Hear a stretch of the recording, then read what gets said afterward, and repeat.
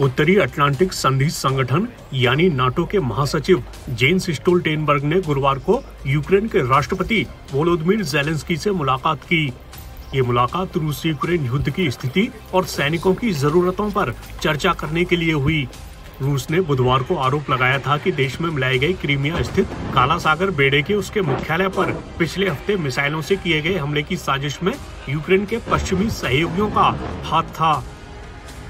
रूसी विदेश मंत्रालय की प्रवक्ता मारिया ज़ाखारोवा ने कहा था, इसमें कोई संदेह नहीं है कि हमले की योजना पश्चिमी खुफिया एजेंसियों, नाटो के उपग्रहों से ली गई तस्वीरों और टोही विमानों का इस्तेमाल करके पहले से बनाई गई थी और इसे अमेरिकी और ब्रिटिश सुरक्षा एजेंसियों की सलाह पर और उनके समन्वय में अंजाम दिया गया।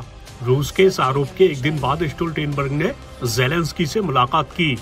ज़ेलेंस्की ने कहा कि स्टोल्टेनबर्ग यूक्रेन के बिजली संयंत्रों और ऊर्जा बुनियादी ढांचे की रक्षा के लिए अतिरिक्त वायु रक्षा प्रणाली देने में नाटो के सदस्यों की मदद के वास्ते कोशिश करने पर सहमत हुए हैं। ज़ेलेंस्की ने नाटो महासचिव को रिहायशी क्षेत्रों में हुए हमलों के बारे में भी जानकारी दी है।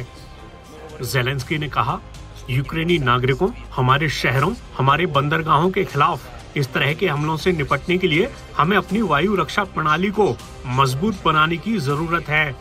वहीं स्टोल्टेनबर्ग ने कहा कि नाटो के पास यूक्रेन के लिए 2.4 अरब यूरो के गोला बारूद का अनुबंध है और इसमें हॉवित्जर गोले, टैंक रोधी निर्देशित मिसाइल और टैंक गोला बारूद शामिल हैं।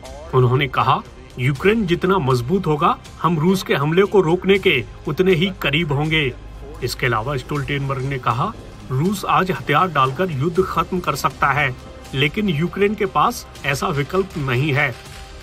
यूक्रेन के सरेंडर करने का मतलब शांति नहीं होगा, इसका मतलब रूसी कब्जा होगा।